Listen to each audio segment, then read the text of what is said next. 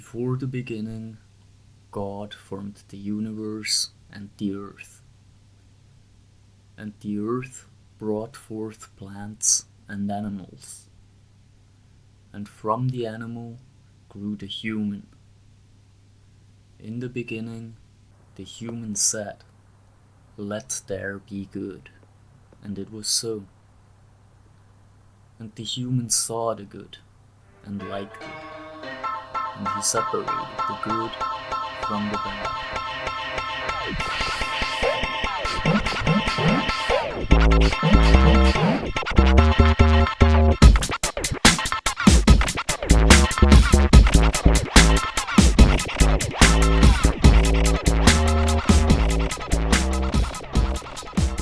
To the viewer, remember: 1. The distinction of good and bad is what makes us human. 2.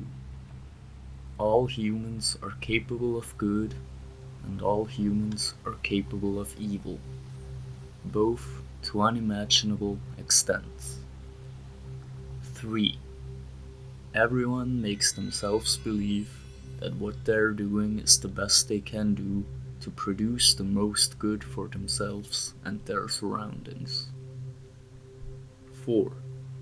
No one hurts someone because they want bad for them, but only because they want good for themselves. 5. Humans will often accept an evil because it is lesser, in hopes of the good being greater. 6. Humans will often reject a good because they fear greater evil following. 7. Examination follows manifestation. 8. Explanation serves the act. 9. Some goods can't be undone. 10. Some evils should have happened way sooner.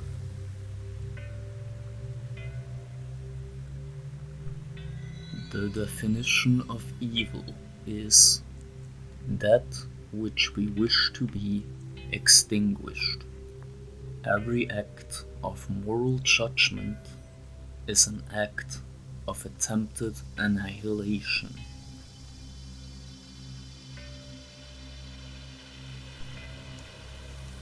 Your body does not lie. Only language can lie, but lies in language can be used to change the brain's reality. And once the body's reality has changed, it doesn't need to lie to present the falsehood as a truth. There is no human on earth who does not play by the rules. But the rules are not the same for every human on earth.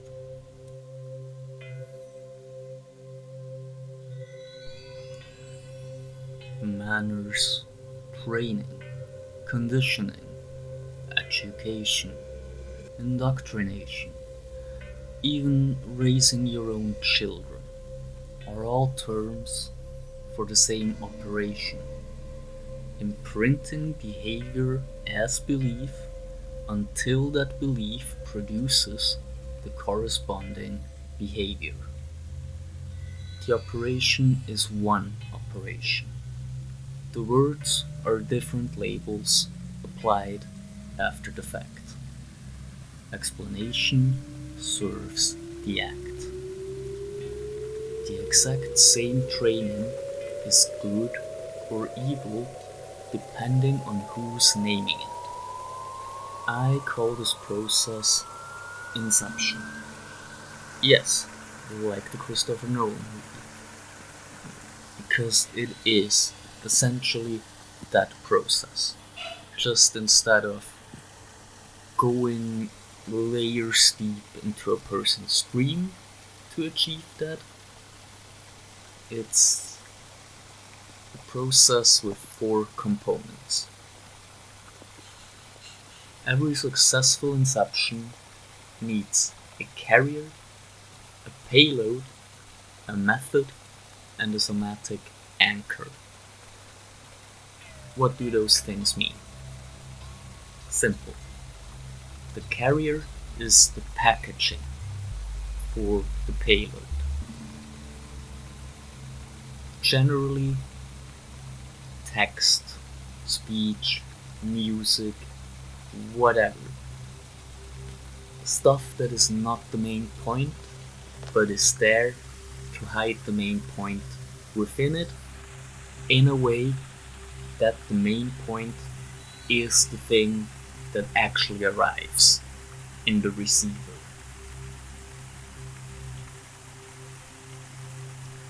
The method is exactly that. By which method do you deliver the carrier? The anchor, and this is where it gets interesting, the somatic anchor is something that you do with your body.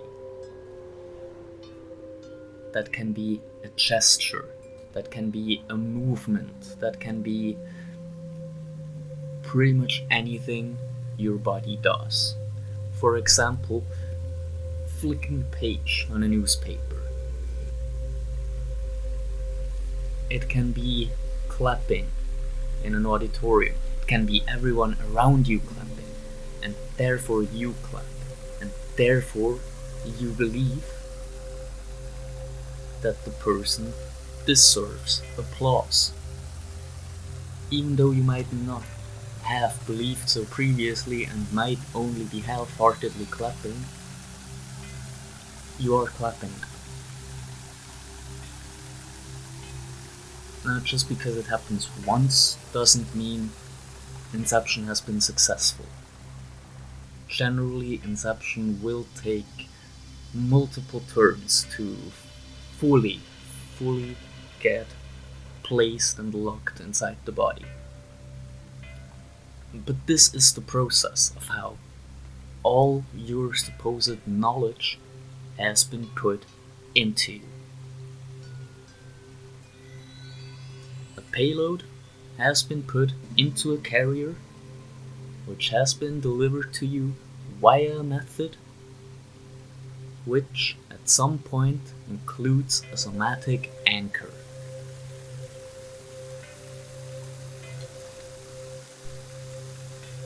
Your soul is a song that is forever being sung within the deepest depths of your subconscious. Listening close enough might tell you how the melody and the timbre shift with the world around you, how the rhythm changes with your emotions, and noticing that, realizing that, may allow you to start composing this song, your soul, yourself. In occult circles, the terms the craft and the art are often being used. While they do not have strict definitions besides the mystical path that someone is on, I have come to define them for myself. My definition goes as follows. The result of the craft is something that works as intended and can potentially be used by someone else who has no idea of the craft.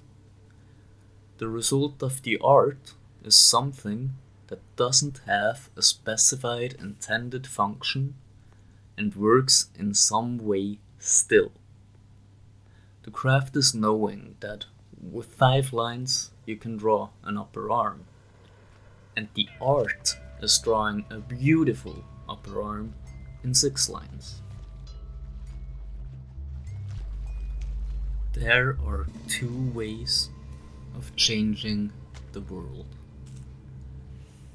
force and transmutation. Let me say that again. Force and transmutation. using all the power you can muster to force the world to change and to adhere to what you wish it to be, or transmuting it almost chemically, applying the right ingredients in the right places. This includes you and the world itself. Both you and the world are chemicals that are part in that process. Now, either of the two comes more naturally to certain people, while the other comes more naturally to others. Some are very balanced in both those aspects, some are very strongly on one end of the spectrum.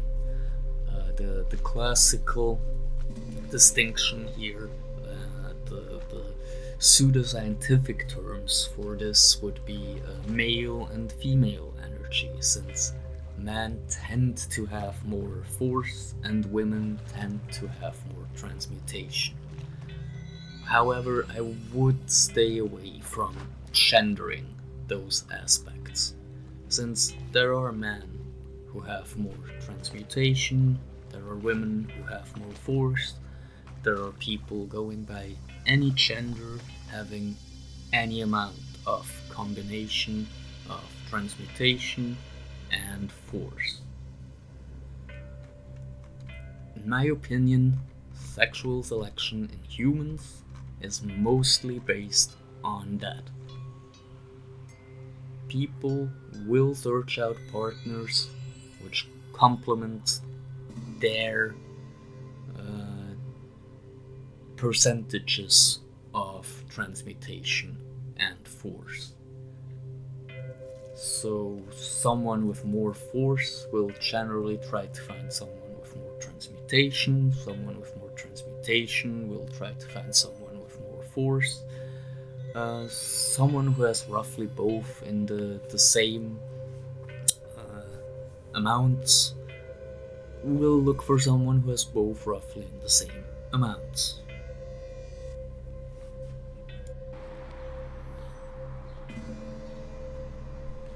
Now, you have probably heard of the terms new money and old money before.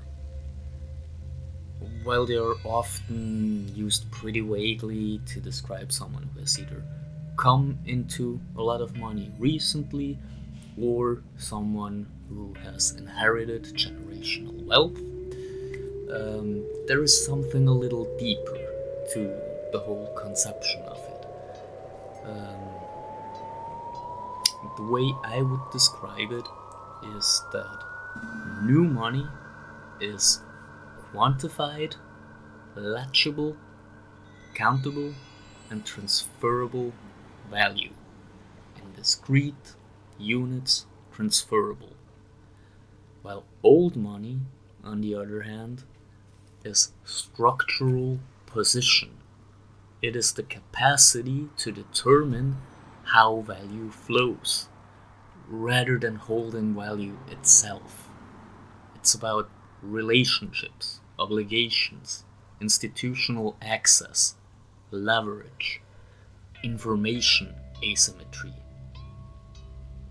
You will rarely be a person that holds old money yourself. It will generally be your family, a network you're part of, institutions. It's a cross-generational time. The question with new money is, what can you buy? How much of it do you have? The question with old money is, what can you make happen? What can you change in the world? The trick, the wisdom with new money isn't how do I spend it well. The wisdom there is understanding that the real goal with new money is to stop needing it. The goal is to convert new money into old money, to convert value into position, Aleister Crowley said, "Do what thou wilt shall be the whole of the law. Love is the law, love under will." While I think that he hit a deep truth right on the head there, I also think he phrased it absolutely horrible. I'm trying to give my own reframed version of that based on everything I've discussed so far. This is my thesis. True will is love. And real love is transmuted force.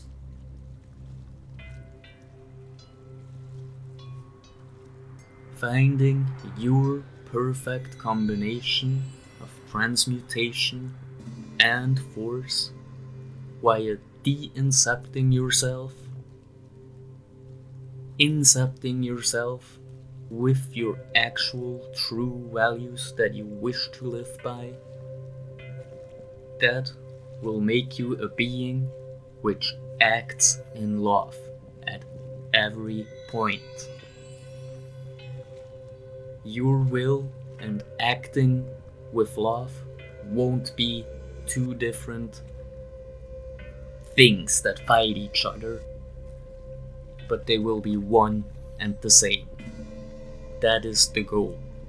Now, you might be wondering, where am I going with all of this? And since you're wondering, I might as well tell you.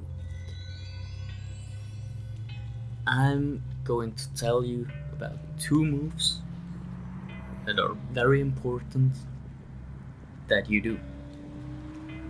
The first is to break the spells that have been put on you by your parents, family, teachers, friends, bosses, school, society at large. Practical deprogramming. Using everything you've learned today with me and also everything else you know. Identify the beliefs that were installed in you. Trace your beliefs back to the carrier, payload, method, and anchor so you can dismantle them. Do inception on yourself in reverse. Because, and that is very important, unless the many break their spells and put their own individual good first, the few will keep deciding. The second point is the next step in this process. It is defining good and evil for yourself. Not as received categories, not as the inherited spells of this world, but as your own deliberate acts of composition. This is the art. Your goal is not to remove foreign installations only. The goal is for you to write your own soul's song, so that you can be your own piece of art, the way you were meant to be, and not the way anyone else wants you to be.